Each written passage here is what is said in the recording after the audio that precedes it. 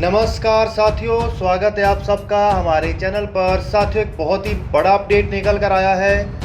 तो चलिए साथियों, इसके बारे में डिटेल में बात करते हैं। तो वीडियो को शुरू करने से पहले चैनल को सब्सक्राइब करिए और बेल आइकन दबाइए।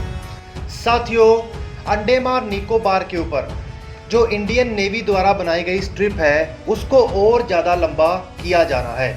इसका सबसे बड़ा कारण ये है कि सबसे बड़ी बात तो ये हिंद महासागर में भारतीय नेवी की या भारत की एक बहुत ही ज़्यादा स्ट्रेटजिक लोकेशन है।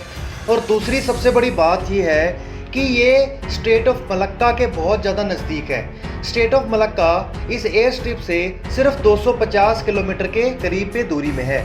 अगर कोई भी फाइटर जेट यहाँ पर डिप्लॉय किया जाता है तो यहाँ से स्ट्रेट ऑफ मलक्का में वो सिर्फ 3 मिनट में सफ़र तय करके जा सकता है।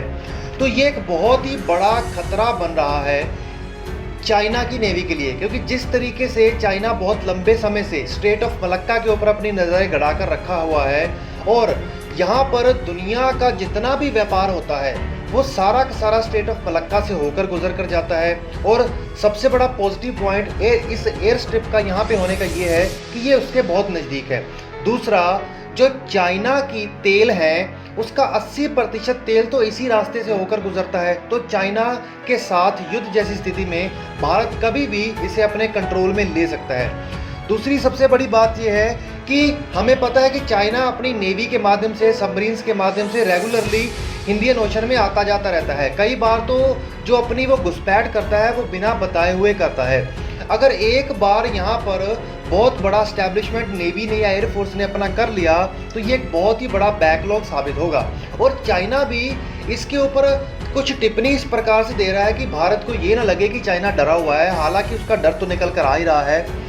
इंडियन नेवी इसमें सबसे बड़ा मेजर चेंज ये करने वाली है क्योंकि यहाँ की जो एयर स्ट्रिप है वो 3000 फीट के आसपास लंबी है और इसको लंबा करके वो 10,000 फीट के आसपास करने वाली है, ताकि मतलब फाइटर जेट्स के साथ जो पोसाइडन ए टाइप जो बॉम्बर्स हैं उसको भी डिप्लॉय किया जा सके, लैंड किया जा सके। उसके अलावा जो बॉम्बर जेट्स हैं उनको भी जल्दी से जल्दी यहाँ पर डिप्लॉय किया जा सके। वो चाहते हैं कि इस पर सिर्फ और सिर्फ एयर डिफेंस सिस्टम को भी इस्टेब्लिश कर दिया जाए, मतलब पूरा प्रॉपर इसे वॉर एयर बेस बनाना चाहते हैं, ताकि हिंद महासागर के अंदर जो भारत की सबसे दक्षिणी जो एयर स्ट्रिप है इसको बहुत ही स्ट्रेटजिक तरीके से इस्तेमाल किया जा सके। क्योंकि समझने वाली बात तो ये है कि भारत ने कुछ समय पहले सुखोई के अंदर ब्रह्मोस मिसाइल को फिट करके उसे तमिलनाडु के तंजावुर में डिप्लॉय किया। क्यों? क्योंकि उसका उद्देश्य था कि बहुत जल्दी वो जाकर हिंद महासागर में टैकल कर सके चाइना की किसी भी नेवी या एयरफोर्स को, किसी को भी।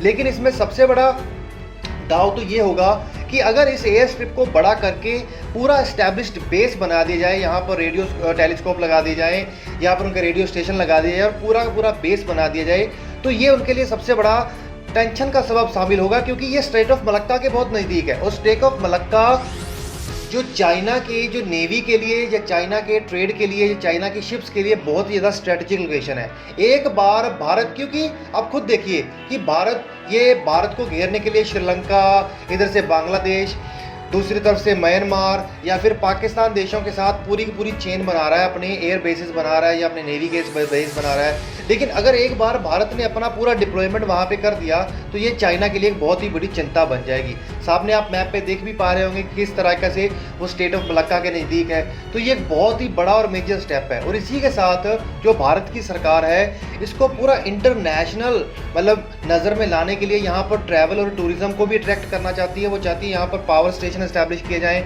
कई मेगावाट के।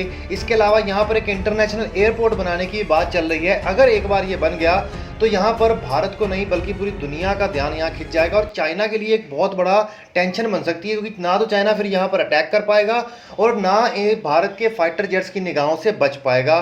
तो चलिए साथियों, इसी के साथ वीडियो का अंत करते हैं। चैनल को सब्सक्राइब करिए, बेल आइकन दबाइए।